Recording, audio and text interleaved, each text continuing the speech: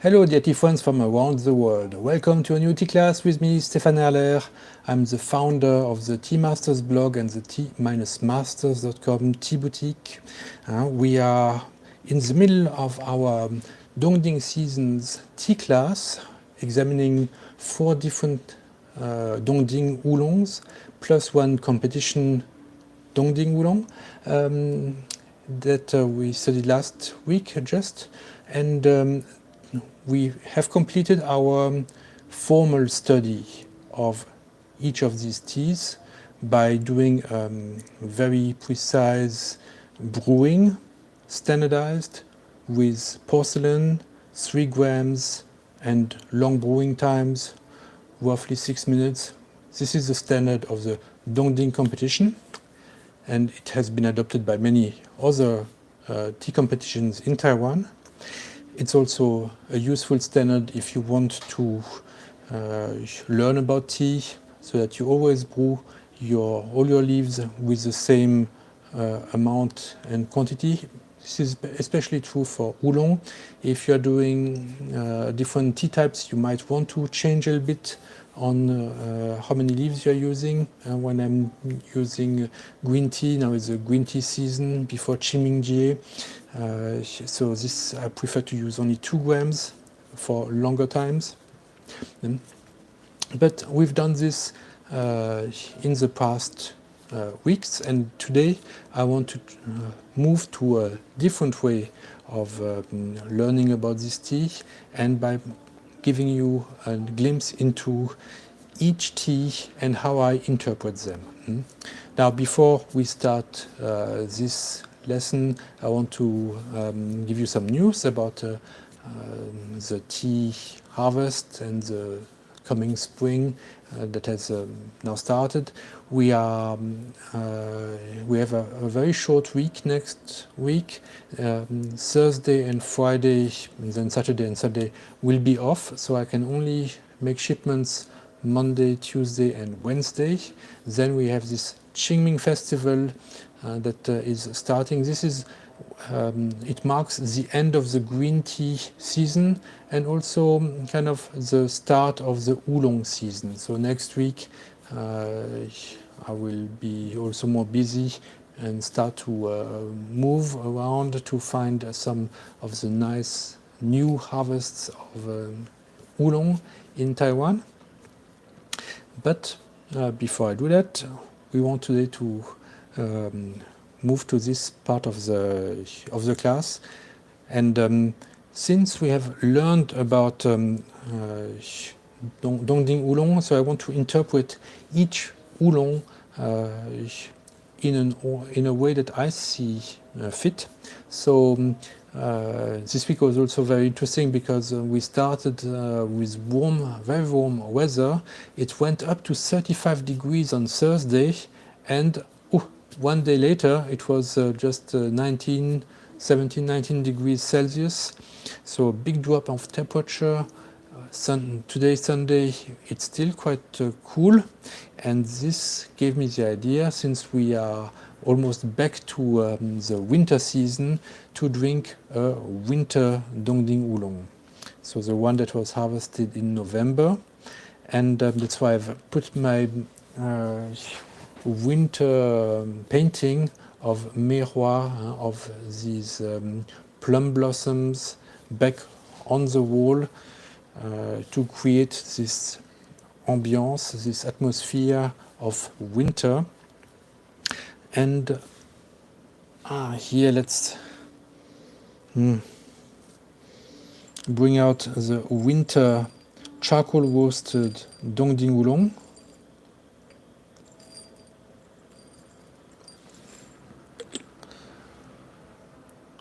It's already smelling wonderful thanks to this jar that is magnifying its aromas and protecting it also very well. Let's also preheat our Yixing Duani teapot.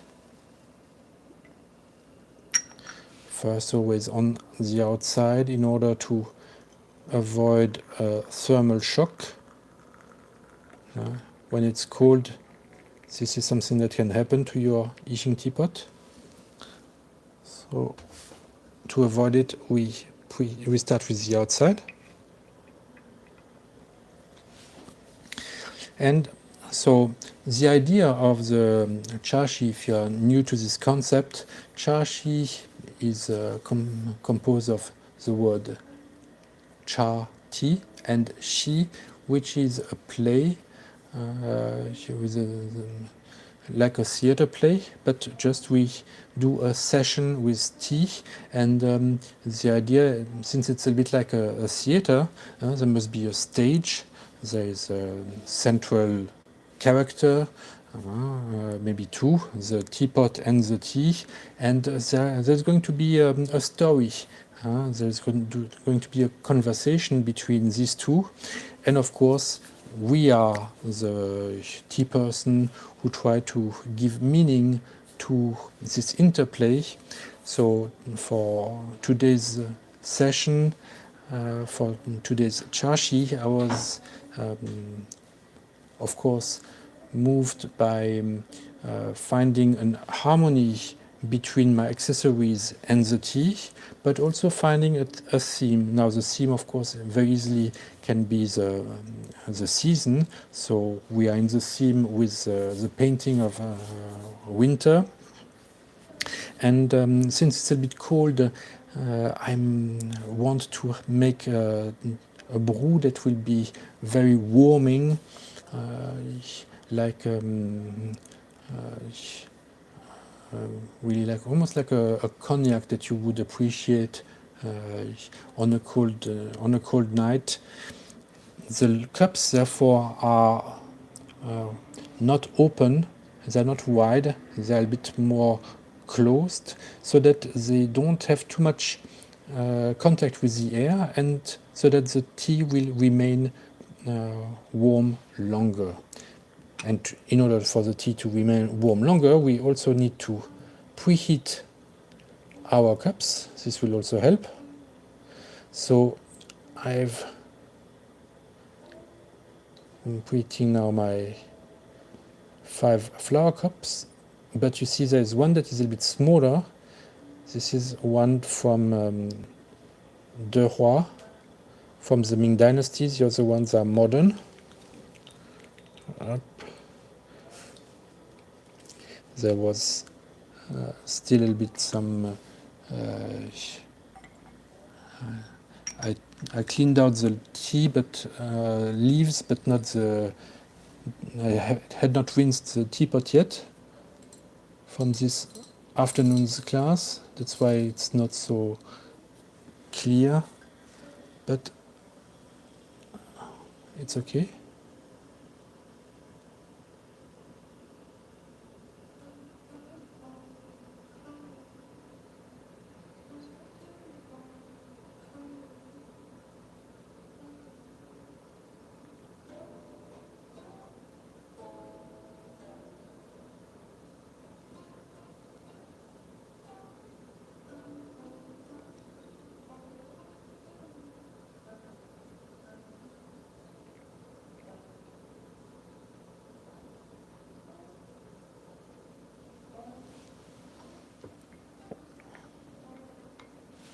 Okay. No boiling water on top of the teapot. Now we can take our time to empty the cups in this zafang made of porcelain with this split type of motif, which is very auspicious because this broken pattern has an auspicious meaning in Chinese, and it is a good color fit with my chaxi, also with the color of the tea that I'm about to brew. So I've chosen these dark patterns, but with some flowers. My idea, the idea I want to convey is finding fragrance in the dark. We are late evening, it's past 10 p.m. in Taiwan, a very relaxing time.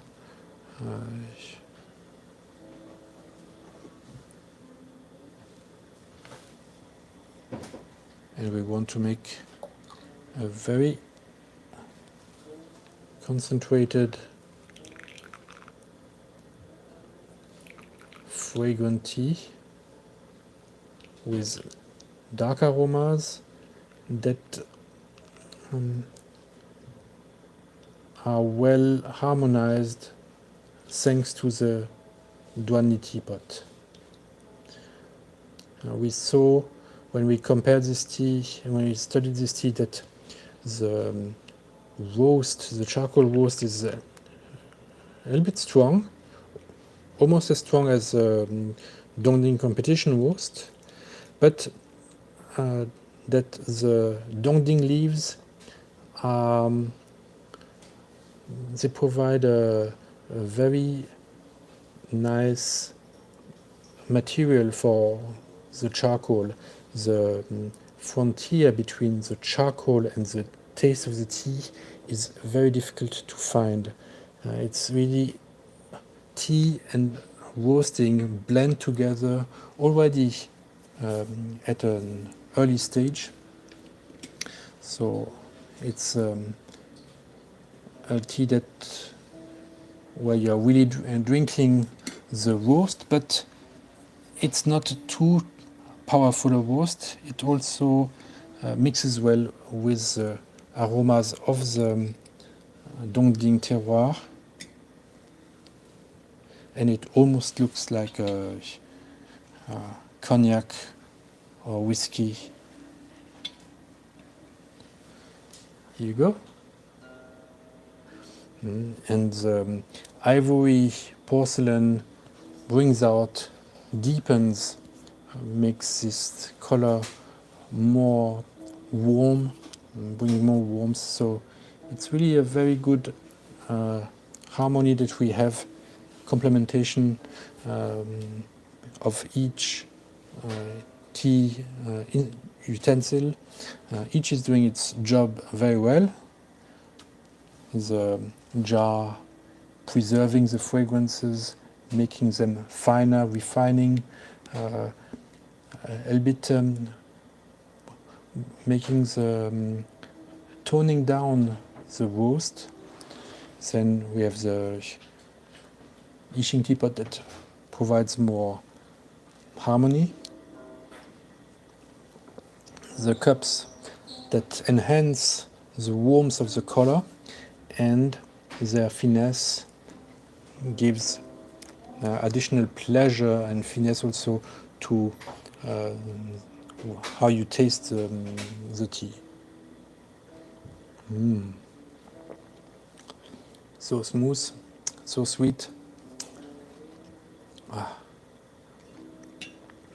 I did it a little bit lighter, with a little bit fewer leaves than this afternoon for my French class. So the leaves have opened up very well. But yeah, in the evening I didn't want to make it too strong, a bit lighter so that the thein will not keep me up. But it's really wonderful, very well balanced, long aftertaste, natural sweetness.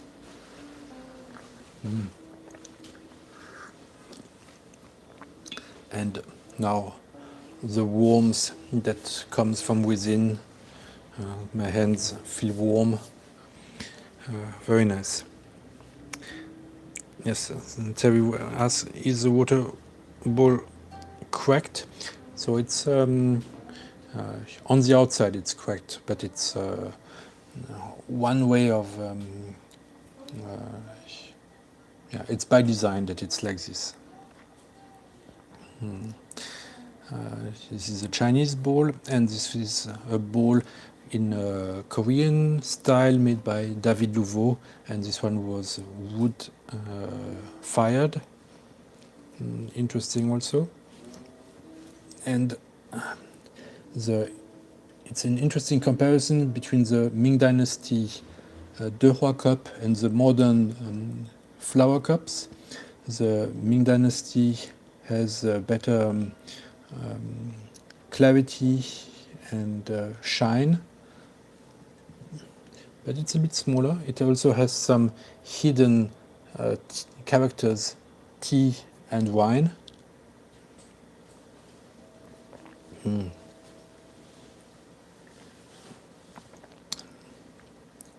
Even better. So you have to admire the craft going and the skills of previous porcelain makers from the Ming Dynasty. They really knew their craft.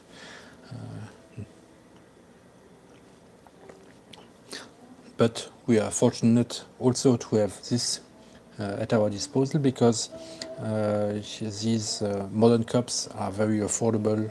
I think they're only $4 US now per piece. Really very, very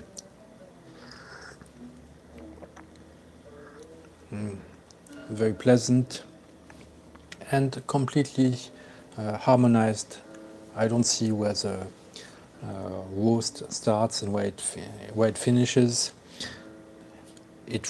We started with a cold atmosphere, but now I start to feel really warm.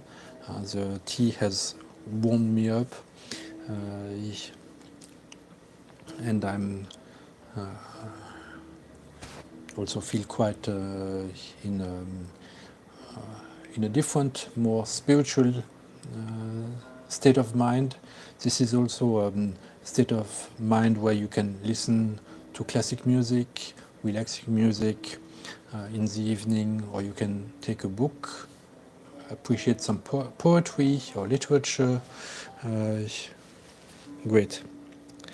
We have some more questions from Terry. Beautiful combination of ceramics. Thank you. Are the cups tulip shaped? I call them flower cups. Kind of where a real tulip would come back. Here they open up, but which is nicer for the lip to have a place to rest. And thanks to this design, they're not so wide, so the tea is still warm in the cup. Of course, the temperature goes down a little bit. In the best case, there would be friends or family to share now the cup with them. I'm now alone with you, not so alone, but so I have to drink all these cups a bit faster, so that they won't cool down. And we have some very nice aromas. It's more refined, smoother than when we did it in the competition style.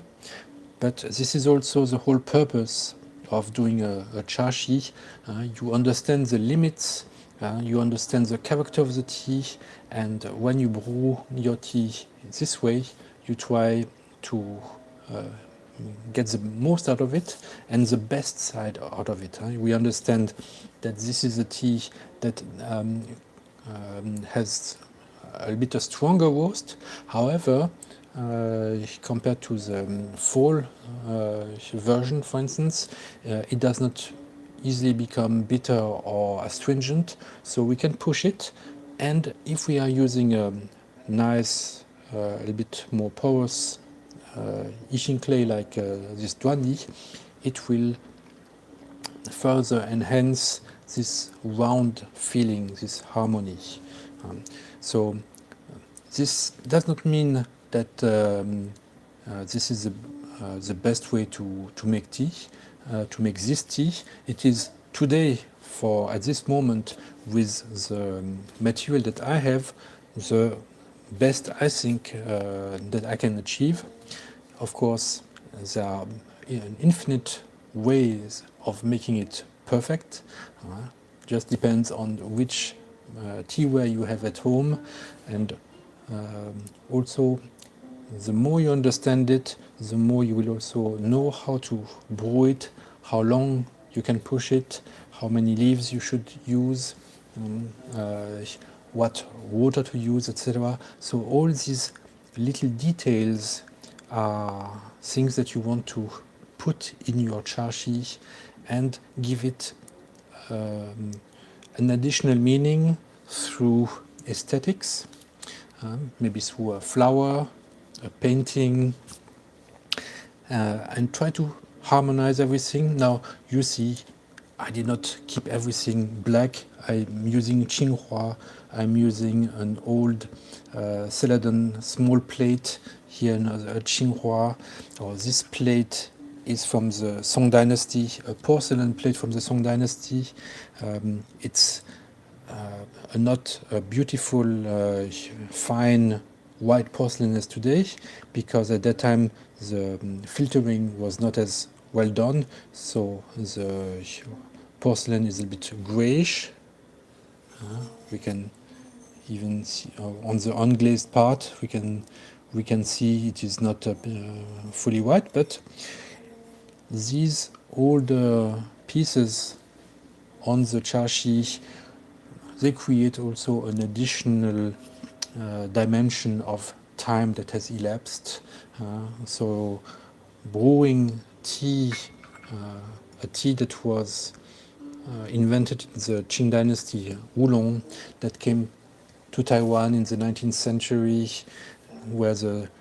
that has been revived thanks to a tea competition in 1976.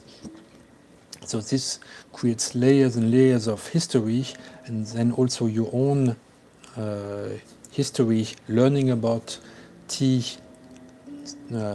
For the first time in Taiwan, encountering oolong, roasted oolong from Dongding. This smell for me is like a Madeleine Proust. It brings me back to these tea houses I would visit over 20 years ago in Taiwan, and this is the smell I would get, this Dongding oolong smell, roasted Dongding oolong smell. So it makes it more meaningful for you, and so the more meaningful, the more pleasure you get out of it. Especially if you are able, thanks to your knowledge of the technique and of the tea, to brew it the best way possible.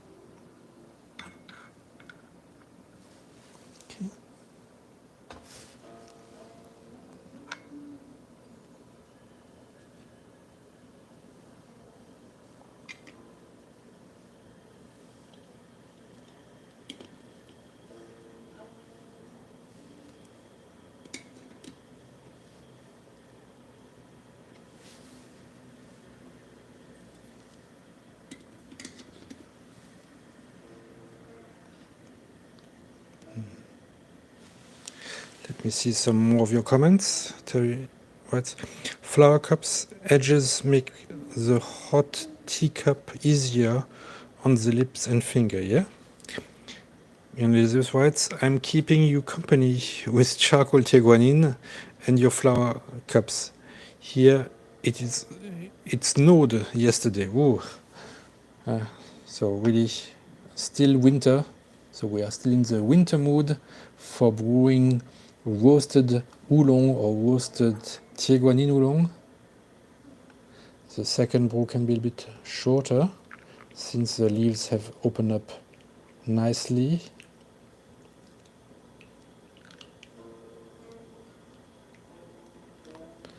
And we can see that the color is already very full concentrated.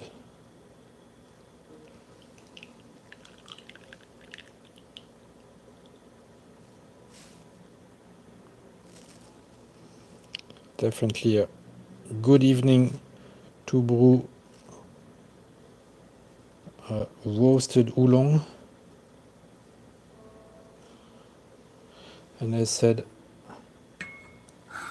I already feel quite warm.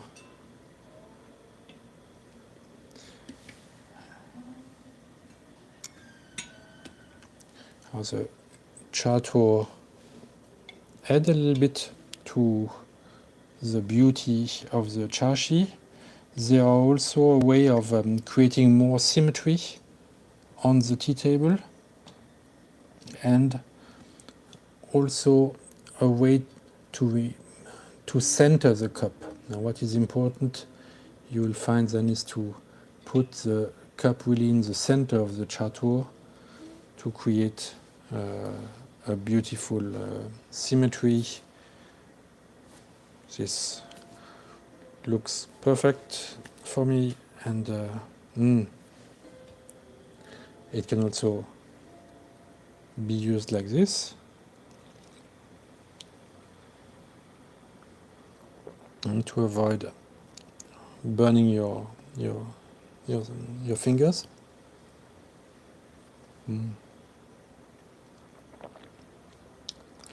Very nice. So this is my own personal interpretation of this tea. Everybody will interpret it differently, depending on where you live, the water you have, the tea that you have, the flowers you have access to, when you brew it, in the morning, in the afternoon, or in the evening. So by making it more personal and different each time, you are more connected to the creative act of brewing this tea. So it's not just about drinking a brew, but it's about first exploring your own feelings. What do you want to transmit? What do you want to share with this tea? Or what do you want this tea to bring to you? So today I feel that it had to be in harmony with the season, with the weather, and to bring me the warmth that is a bit lacking in this end of March. Coldness, grayness. We have now rain for 2-3 days. But when you drink it, it's forgotten. It's like a pleasant liquor, but without the alcohol. And still, it makes you feel elated, in the mood for literature, in the mood for poetry. And this by itself is a kind of easy, aesthetic poetry, the poetry of tea. I hope that you were inspired, that you better understand the concept of Chaxi. It is a living concept, something that you should experiment with. Tea is not so much about the theory, it's more about the practice. Gong Fu is a skill that you acquire with experience, so practice it often and enjoy.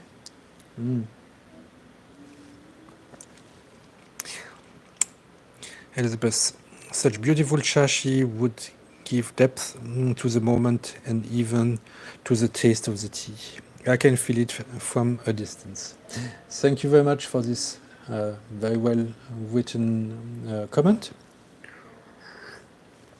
I wish you a wonderful Sunday, and I see you next week with a different Dongling Oolong that I will also interpret in a different way, of course.